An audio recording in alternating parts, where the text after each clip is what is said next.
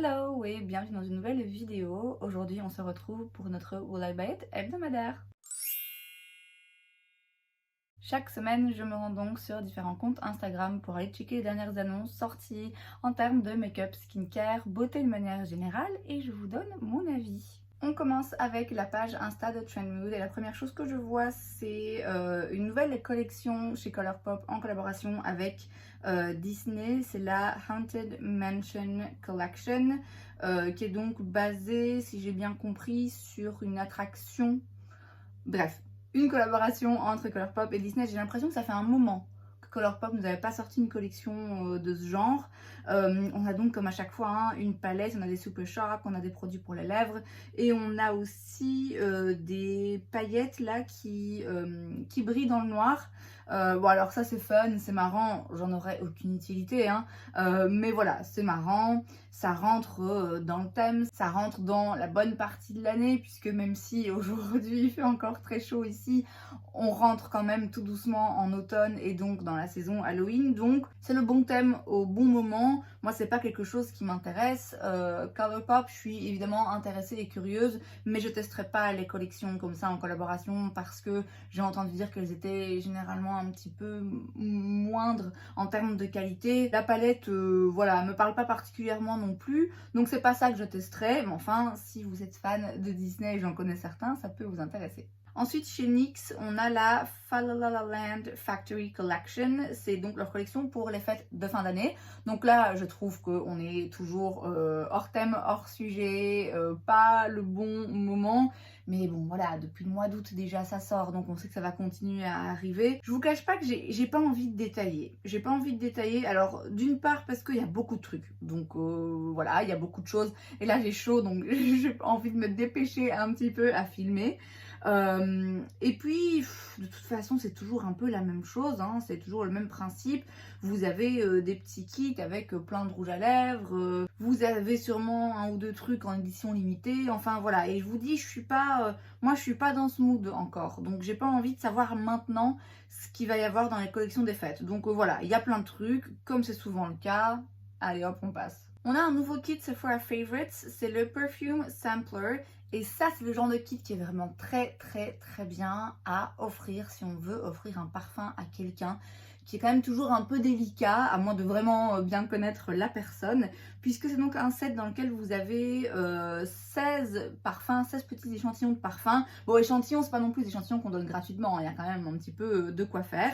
Et surtout, vous avez compris dans le kit qui coûte donc 85 $, donc clairement c'est pas donné, parce que vous avez à l'intérieur un bon d'achat en fait, simplement pour le parfum de votre choix que vous pouvez ensuite aller récupérer dans un magasin. Donc je trouve ça vraiment très pratique en fait. Si comme j'ai dit, voilà, vous voulez offrir un parfum à quelqu'un mais vous voulez le laisser choisir et vous voulez trouver un truc un petit peu plus sympa que juste donner un bon cadeau, même si ça marche toujours aussi, c'est quand même pas mal. Et puis en dehors de faire un cadeau, pour vous aussi, si vous avez envie d'acheter un nouveau parfum mais que vous avez envie d'être sûr de votre choix et de vraiment bien le tester sur votre peau pendant plusieurs jours, etc. Bah là c'est vraiment l'idéal. Moi il y en a quelques-uns là-dedans que j'aime bien, le Burberry Her Elixir, je sais qu'il y en avait un Burberry comme ça que j'aimais bien, qui sentait le bonbon un peu, mais je sais plus c'était lequel, peut-être que c'est celui-là. Le Good Girl de chez Carolina Herrera, je l'ai. Dolce Gabbana Light Blue, je l'ai eu quand j'étais jeune, bon c'est moins ce que j'aime maintenant, mais ça sent quand même bon. Le Gucci, je sais pas ce qui sent, mais sûrement trop fleuri à mon goût, à mon avis. Le Prada Paradoxe. Je vais finir par l'acheter, c'est sûr et certain. Le Yves Saint Laurent Black Opium, le parfum, c'est le dernier je pense qu'ils ont sorti, il y a 5 vanilles dedans, enfin bref. Tout ça pour dire que il y a quelques parfums là-dedans qui m'intéressent, d'autres qui m'intéressent moins, quelques-uns que j'ai déjà. Je serais pas contre ce genre de kit, comme j'ai dit, je trouve ça quand même vraiment pratique, c'est une très bonne idée, encore une fois, à offrir ou pour soi-même. Chez Makeup Revolution, on a un nouveau produit, c'est le Bright Light Face Glow. Ça coûte 12 $. On a 5 teintes.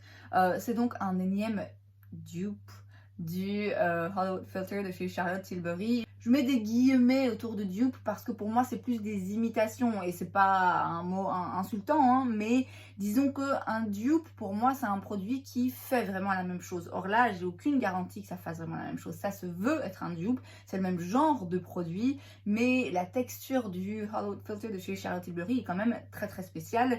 C'est le genre de produit que toutes les marques là sortent en ce moment. J'ai le Charlotte Tilbury, j'en ai d'autres qui, comme j'ai dit, sont très bien aussi, mais sont pas du tout les mêmes. Bon, là, l'avantage, c'est que c'est pas cher, hein, mais clairement, oui, pour moi, ça, c'est une imitation, jusque dans le packaging, c'est clairement le Hollywood Filter de Charlotte Tilbury, mais en 5 fois moins cher. Ensuite, chez Hourglass, on avait parlé la semaine dernière avec Sandrine, mais on avait juste le visuel externe des palettes. Donc là, on voit à quoi ça ressemble à l'intérieur. Ce sont donc leurs palettes pour le teint pour les fêtes. Et c'est exactement la même chose que d'habitude. Je trouve toujours que donc, vous avez 3 palettes, 3 harmonies de couleurs pour 3 carnations différentes. Je trouve toujours que ça manque un peu de foncé. Je trouve que la palette la plus foncée, il pourrait la pousser encore un petit peu plus. Mais bon, ça, on sait que c'est un problème récurrent chez Hourglass. Et voilà, ils ont essayé, je pense, récemment de faire un petit peu des efforts. C'est quand même toujours très ressemblant. Alors bon, évidemment, on peut pas, à un moment donné, voilà, on a un nom, ils ont un nombre limité de teintes dans leur collection. S'ils ressortent de nouvelles palettes chaque année, oui, forcément, ça va commencer à tourner un petit peu en rond. Mais je sais pas, je trouve qu'il y a quand même moyen. Ouais, je trouve que là, c'est vraiment très très très ressemblant à tout ce que j'ai vu avant de chez Hourglass. Je pense qu'il y a peut-être moyen de faire un petit peu d'autres teintes. Ouais, je suis pas emballée. Moi, j'en ai une de palette comme ça et elle est splendide. Les poudres Hourglass ont une texture et ouais, vraiment très très particulière, inimitable. Mais voilà, j'en ai une. J'ai pas besoin d'en avoir une autre. Alors, je dis pas que s'ils en sortaient une avec des blushs peut-être un petit peu plus orangés, parce que moi, celle que j'ai tire un petit peu plus vers le rosé. Oui, peut-être bien, mais non. Non, de toute façon, ça coûte tellement cher en plus que, ouais, une déjà, c'est bien. Chez Nabla, on a une nouvelle collection. Alors, il est marqué September Collection. Est-ce que c'est le nom vraiment de la collection? Aucune idée. On a donc des petits duos de blush. J'ai du mal à voir, mais il me semble, si je vois bien, que c'est un duo où vous avez un blush crème et un blush poudre. Vous avez des rouges à lèvres dans des teintes moi qui me parle pas particulièrement. Et vous avez une petite palette de 4 fards avec, donc c'est à chaque fois des fards pailletés avec plein de reflets. Vraiment très très très très très joli. C'est pas la première petite palette de teintes comme ça, juste pailletées qui sortent. Et j'ai déjà failli craquer pour une où il y avait un espèce de mauve comme ça, enfin bref, c'est pas la première palette de ce genre qui sort et à chaque fois je les trouve très belles. Je vois pas le prix de cette petite palette, je pense que ça reste abordable. Après ouais, je sais pas, j'ai jamais vraiment jamais sauté le pas finalement, mais c'est joli, c'est vraiment joli. Après c'est rien là qui me donne particulièrement envie là maintenant tout de suite. Chez Catrice, on a une nouvelle collection, c'est une collaboration avec Disney et plus précisément avec Winnie l'ourson. Il y a un petit peu de tout, il y a une poudre avec, vous savez, toutes des petites billes de poudre comme ça, comme les météorites de chez Guerlain. Vous avez des masques pour les lèvres dans des petits pots de miel, voilà, vous avez des produits pour le teint, des produits pour les lèvres, des vernis aussi si je vois bien, et des palettes évidemment. Bon voilà, c'est mignon, moi c'est pas forcément ce que je recherche quand j'achète du make-up. Après je dis pas, hein, si j'en vois en magasin et qu'il y a une teinte ou un produit qui m'intéresse, je vais pas m'arrêter de l'acheter parce que c'est un packaging qui me correspond pas, je m'en fous un peu, mais c'est juste que je vais pas l'acheter pour ça quoi. Et donc c'est vrai que je suis pas forcément la cible pour ce genre de collection et de collaboration. Mais ma foi, voilà, il y a des petits trucs là qui ont l'air sympas. Et puis comme à chaque fois, Catrice, c'est pas cher. Donc c'est vrai que c'est plus facile de craquer si on voit un petit truc qui nous plaît. Chez Giorgio Armani, on a un nouveau produit, c'est un highlighter. C'est pour les fêtes apparemment, c'est le Luminous Silk Glow Highlighter. Ça coûte 55 $. Pour mettre juste à certains endroits du visage quand même, ça fait cher. Alors le packaging est magnifique, c'est magnifique, il est pailleté, doré, vraiment très beau. Il est un peu foncé. Pour moi, hein, je parle, j'ai l'impression qu'il serait un petit peu foncé, pas là maintenant, mais avec mon teint de peau normal, je pense qu'il est un peu foncé. Après, c'est une photo, faut voir aussi en le swatchant, il y a parfois des highlighters où on a l'impression qu'ils ont une certaine couleur, et puis finalement, quand on le fait fondre sur le teint, c'est pas la même chose. Là, il m'a l'air un peu foncé, encore une fois, pour mon type de peau. de toute façon, à ce prix-là, non, non. Ah bah tiens, puisqu'on parle de palettes qui sont toujours les mêmes. On a la palette pour les fêtes de chez NARS, c'est la All That Glitters Light Reflecting Palette. Alors pareil, hein, de nouveau, très très joli packaging. En même temps, à 60$, j'ai envie de vous dire, encore heureux que c'est joli. Hein.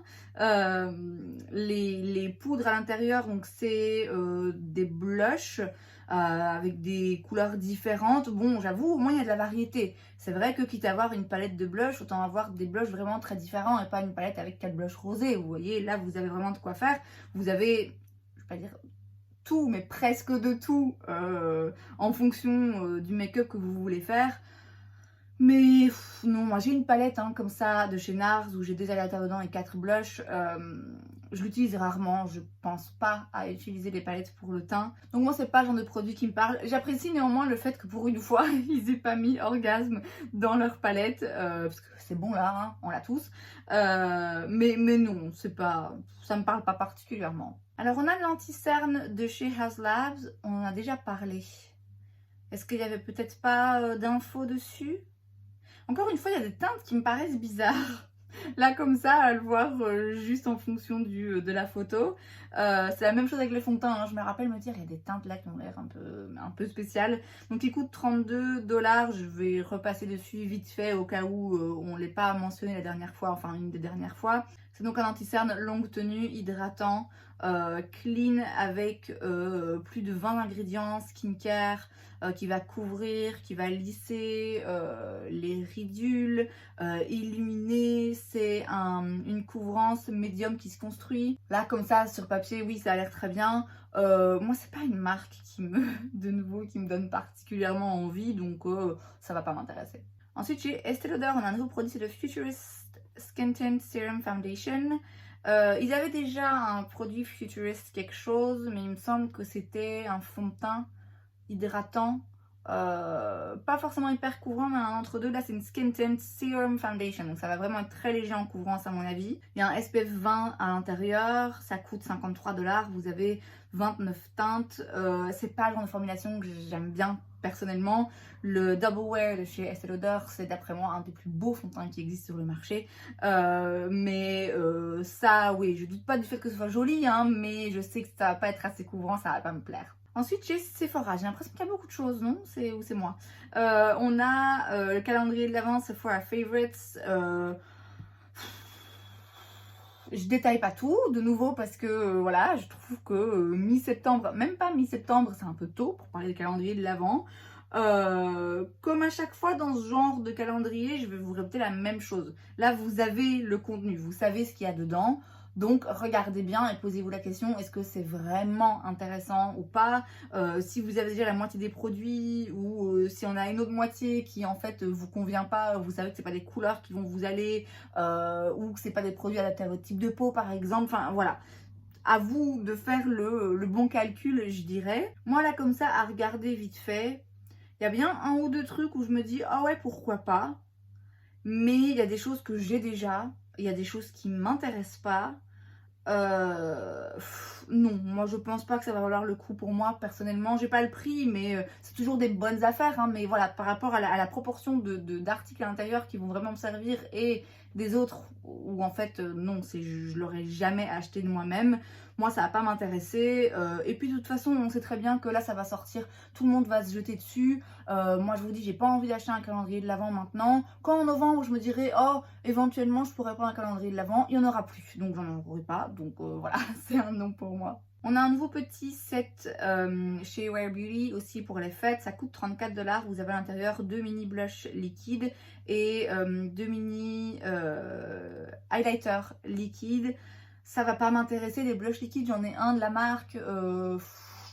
Ouais, c'est pas mes préférés. Tout le monde les adore apparemment, mais moi c'est pas, non, c'est vraiment pas mes préférés. L'highlighter liquide, j'en ai pas forcément entendu dire que du bien. Et puis vu mon expérience avec le blush, l'highlighter me donne pas plus envie que ça. L'highlighter en poudre, oui, ça il est en number one sur ma wishlist. Mais non, là ça va pas m'intéresser. Maintenant, si vous aimez la marque, si vous aimez ses formulations ou vous avez envie de l'essayer, ça vaut le coup. Clairement, 34$ pour 4 petits produits comme ça, c'est pas de l'arnaque. Alors là c'est intéressant, on a chez Huda Beauty un nouveau produit, c'est le Easy Bake and Snatch Pressed Brightening and Setting Powder. C'est donc une poudre compacte qui va venir illuminer et surtout faire tenir le make-up en fait, qui va flouter également les pores, donc pour un fini un petit peu filtré comme ça. C'est sans talc et sans parfum. C'est une couvrance médium à full.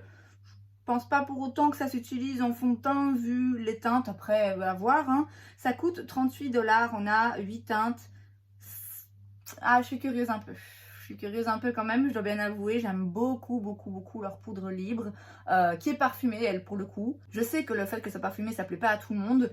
Moi, je m'en fous, voilà, ça me dérange pas. Et en l'occurrence, je trouve l'odeur de cette poudre absolument incroyable. Je trouve que ça sent vraiment très bon. Bon, là, c'est pas parfumé. Voilà, c'est bien aussi. Hein, c'est même mieux parce que le parfum, ça peut irriter la peau. Moi, j'ai pas la peau sensible. Mais voilà, clairement, en pensant à tout type de peau, c'est mieux de faire des produits où il n'y a pas de parfum rajouté. Là, je suis quand même grave curieuse. C'est disponible le 19 septembre. Alors, je vais pas me sauter dessus là tout de suite, hein, mais je suis curieuse. Chez Rose Inc, on a un nouveau produit, c'est le Soft Light Skin Smoothing Hydrating Non-Comedogenic Foundation. C'est pas facile à dire ce mot, non comédogène, déjà en français c'est un peu limite. C'est donc un fond de teint avec une couvrance médium, qui se sent pas, qui se construit, avec un fini naturel, idéal pour les peaux à tendance acnéique. Ça coûte 54 $, 31 teintes. Alors, les 31 teintes, bah, il y a toutes les teintes du milieu, pour moi c'est les mêmes. Alors, je sais que c'est pas le cas, mais voilà, je trouve que c'est pas bien distribué, aussi bien pour très clair que très foncé. Ouais, je suis un peu... Je trouve ça spécial. C'est une marque dont j'ai déjà entendu parler, je pense notamment pour leur blush, il me semble. Je sais pas du tout où elle est disponible, mais je pense pas facilement de là où je suis. Ça m'intéresse pas. Chez Hermès, on a la collection automne-hiver. Donc vous avez des 3 rouges à lèvres dans des teintes foncées, automne-hiver. Hein. Alors ça coûte quand même 78 $. Pour un, hein, pas pour les 3, hein, rêvez pas. Oui, c'est très cher, c'est très cher. Ça m'intéresse pas, hein, non, pas du tout.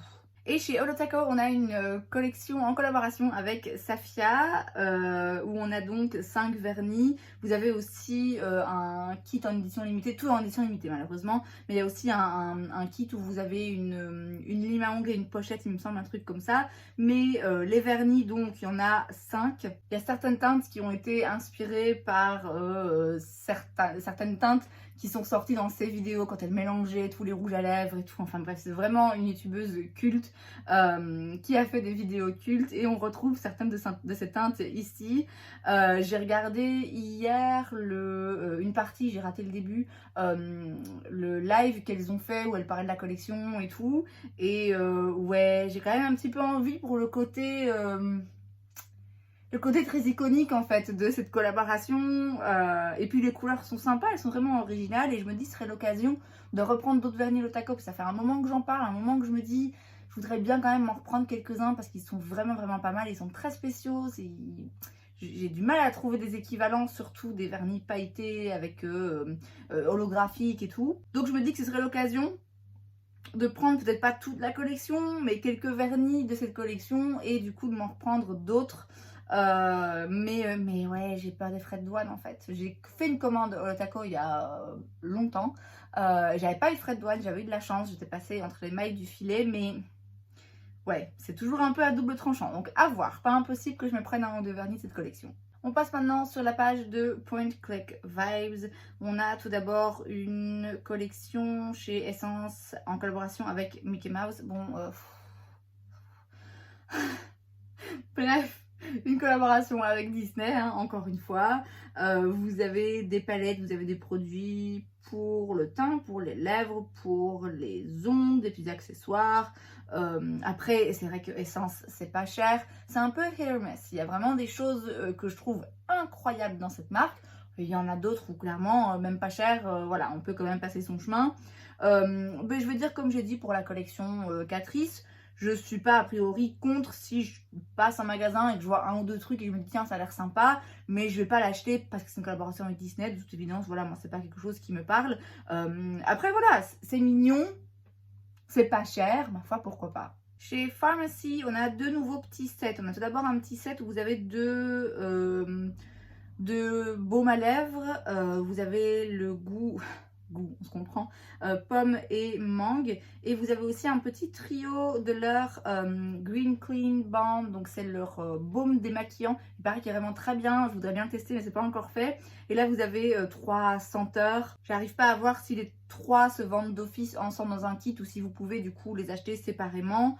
Ouais, Pharmacy, je serais curieuse parfois de tester l'un ou l'autre de leurs produits. Pas ces senteurs-là particulièrement. Alors chez Elf, on a des nouveaux produits, enfin plutôt des extensions de gamme. Puisque dans leur Blush Ones, vous avez 2 nouvelles teintes. Vous avez également 2 nouvelles teintes dans leur crème solaire légèrement teintée qui se veut un dupe de la Supergoop.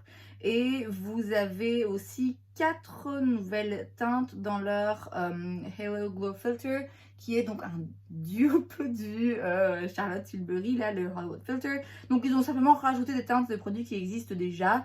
Bon, ça c'est toujours bien, hein, d'étendre les teintes, c'est mieux quand on les sort toutes ensemble directement, mais bon voilà, au moins ils ont entendu. Bon, il y a bien un ou deux produits là-dedans qui peuvent m'intéresser, mais au moment où j'en avais envie, c'était toujours out of stock, et maintenant ça me un peu passé. Alors il y a un nouveau gloss chez Fenty. Où est-ce qu'on l'a déjà vu? Je sais plus. C'est le Gloss Bomb Lip Luminizer dans la teinte Champ Stamp Fantasy. C'est une jolie teinte, c'est mignon. J'en ai 2 déjà des gloss comme ça de chez Fenty. Ils sont très jolis, je regrette pas de les avoir et j'ai toujours envie d'en avoir plus parce que c'est très joli. Mais voilà, j'ai assez avec ce que j'ai. Et enfin, chez Bella Beauté Bar, on a une nouvelle palette, c'est la Basic Witch pour 65 $. Vous avez 15 fards. Vous avez des mats, des brillants, des duochromes, des multichromes, des reflets un petit peu holographiques. C'est assez coloré, hein, c'est vraiment coloré.